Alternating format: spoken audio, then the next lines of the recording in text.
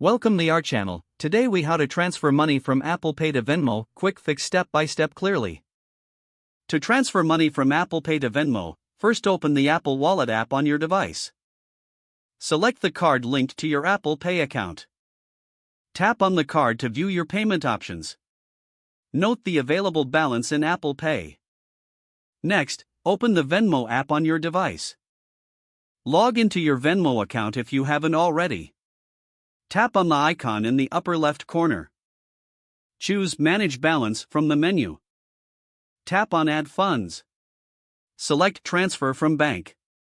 You will need to link your Apple Pay card to your bank account if it isn't already. Follow the prompts to link your Apple Pay card. Once linked, return to the Add Funds section. Select the amount you wish to transfer from your Apple Pay balance. Tap on Confirm to initiate the transfer. Wait for the transaction to process, which may take a few moments. You will receive a notification once the funds are available in your Venmo account. Check your Venmo balance to confirm the transfer was successful. You're now ready to use those funds in Venmo. If the page does not load, refresh the browser or try again in a private or incognito window. Make sure you are using the correct email address, then retype it carefully to avoid small typos. If your password is not accepted, use the reset option and create a new strong password you can remember.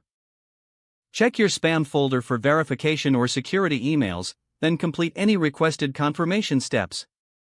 Enable two-factor authentication if available to improve account security and reduce unauthorized access risk. After signing in, review your profile details so your contact information and settings are accurate and current.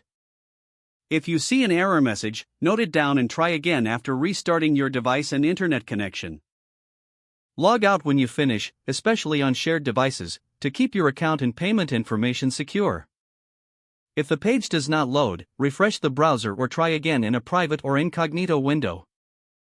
Make sure you are using the correct email address, then retype it carefully to avoid small typos.